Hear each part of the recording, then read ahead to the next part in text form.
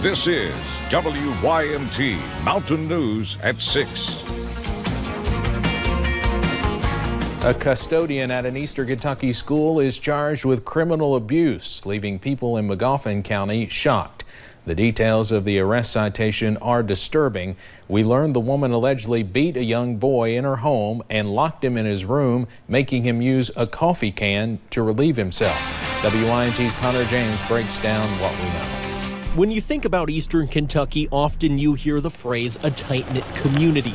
Every summer we watch them out in the garden and stuff. You know, it looked like a really good family. And it's no different here on Jim Arnett Branch Road. That's why Ruby Grigsby was so shocked to hear just a few houses down, police arrested school custodian Rose Arnett. It blindsided everybody. Nobody even expected it. This all happened on the 1st of the month. Based on this citation, we learned Kentucky State Police claim Arnett hit the young boy on the head with a switch, leaving scabs. Still in shock. Can't believe it. But the more shocking part, they also say she locked the boy in a bedroom and forced him to relieve himself in a coffee can. I mean, everybody's in shock from it. I mean, nobody even thought that she was even like that.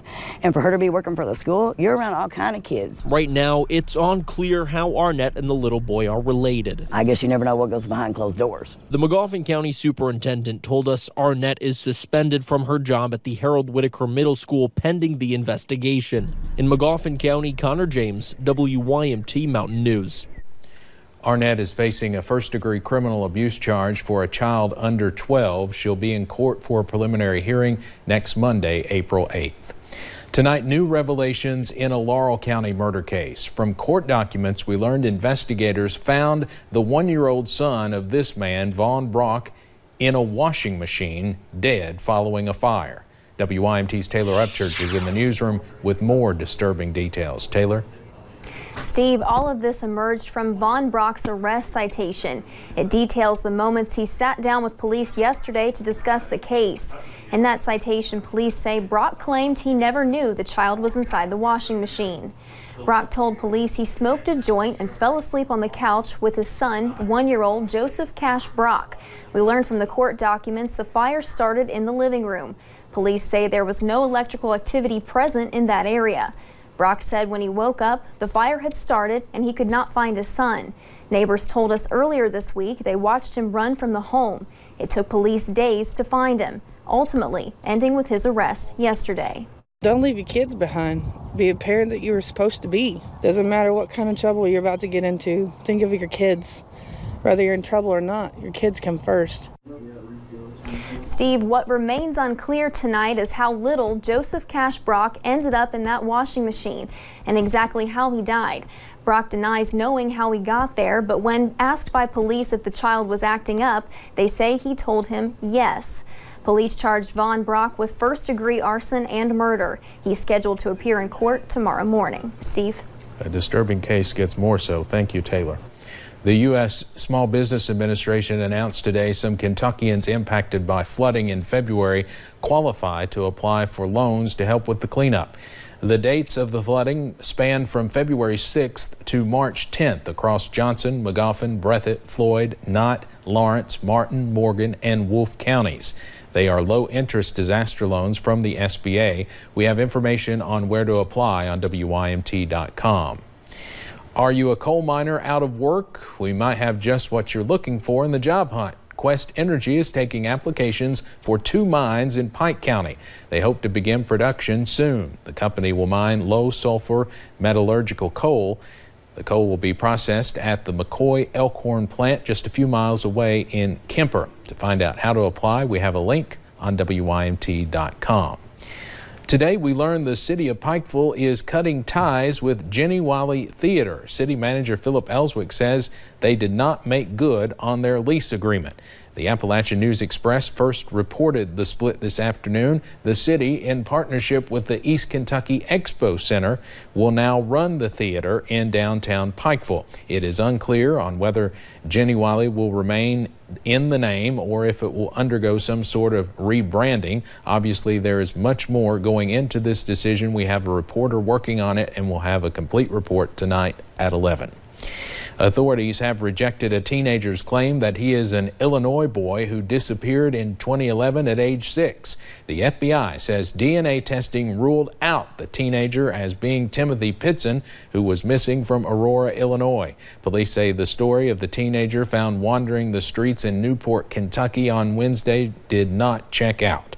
The teenager told police that he was Timothy and that he had escaped two kidnappers. They did not release the teen's true identity.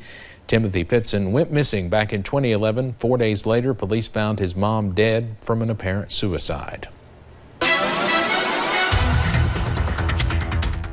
And overall, it was a beautiful day here in the mountains. We're now seeing those clouds start to increase, which you know what that means, rain chances. Those will come in a little bit later this evening. Let's go ahead and take a look at some of our cameras. You'll notice along Interstate 64 in Moorhead, those clouds really been increasing over the past few hours. And as we look at Stonecrest, you'll notice those mostly cloudy skies, and we'll see that continue really as we head into most of the day on Friday as well. So you'll notice here, satellite and radar, those clouds really increasing throughout the afternoon, and those rain chances are actually going to start to increase a little bit later tonight, and especially as we head into your Friday morning. But check out those temperatures. They're still very comfortable outside into those lower 70s. Some spots still into the mid 70s here in Hazard. We're pretty warm at 76 degrees, a little bit cooler in Somerset at 68. Now reached a high of 76 at Jackson today, which is 11 degrees above that average of 65 for this time of year. That low this morning, not too off from our average of 43, nowhere near that record of 86. But will those warmer temperatures continue as we head into the weekend? I'll have more on that coming up in just a little bit. Steve. All right. Thank you, Paige. An Eastern Kentucky mother is relieved tonight. Her two daughters and future son-in-law are safe after getting lost at the Red River Gorge. The group disappeared yesterday while hiking. They were lost for nearly 24 hours. One of them called their mother last night, telling her they lost their way. That's when Powell County rescuers started the search. Rescuers were able to ping their cell phone and figured out they ended up down a cliff. If it wasn't for the ping, I don't know what people would do anymore, the rescue teams. Seriously, that's our lifesaver. Now, this is a good reminder to always prepare for the worst when you go out on a hike. Bring water, food, and dry socks with you if you can. In Breathitt County, a man is accused of killing someone's cattle. Investigators arrested John Wittenmeyer yesterday. They say the shooting happened in January. Police say he opened fire on a man's bull, killing the animal. Wittenmeyer faces a charge of second-degree animal cruelty. A Johnson County grand jury indicted a man for killing a woman last year. Paul LeMay faces a murder charge. Police say he killed his wife by shooting her in the head. The coroner told us she was dead in their home for weeks. LeMay was also indicted on a charge of abuse of a corpse. His arraignment is tomorrow. Also tomorrow, a man indicted in a January Knox County murder will appear in court. Police say Philip Lee Lewis killed 25-year-old Gary Medlin during an attempted robbery at a convenience store. Following his arrest, Lewis told us from jail someone framed him. He is still behind bars tonight on a $1 million cash bond. Police are still searching for a Breathitt County woman who disappeared in February of 2017. Today is Debbie Licaria's 60th birthday. Another one spent away from family. Her daughter Annie says her mom made a phone call to a neighbor's house. She walked home and was never seen again. Troopers say no new information has led to a break in the case, and though it's hard to remain positive, her daughter says she's holding on to hope. I want her to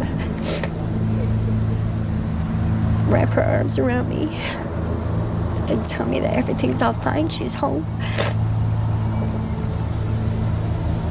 And I haven't got that yet, but I still have hope. If you have any information on Debbie Licaria's whereabouts, call Kentucky State Police in Hazard at 606-435-6069. A string of E. coli cases have more than doubled. Kentucky health leaders say they know of 46 cases now. Last week, we told you there were 20 cases. Now they're spread out across the state. It's still unclear how people are getting sick, though. Hillary Thornton explains why health officials are struggling to find an answer.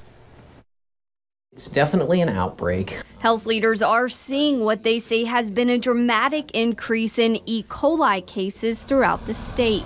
Last week, the number standing at 20. This morning, that number at 46, with investigators still waiting on several lab results. It's very widespread. We have from Pike County clear out to McCracken. They say there does seem to be a little clustering in central Kentucky. In Fayette County, their confirmed cases were at 5 last week, the total growing to 9 as those lab results come in. Based upon the interview information that we've obtained from the cases, it doesn't really seem as though there's a common factor where people were together or eating the same things. The folks here at the Cabinet for Health and Family Services are doing what they can to try and track down the cause for this outbreak. It's likely to be a food source because it's been distributed far and wide, whatever it is, and to have this many cases in this short amount of time, it's unlikely that it's some other kind of source. And because the cases are so spread out and no big common factor seeming to be in play at this point, nailing down a specific source is a tedious task. The state conducting about 45-minute interviews with each person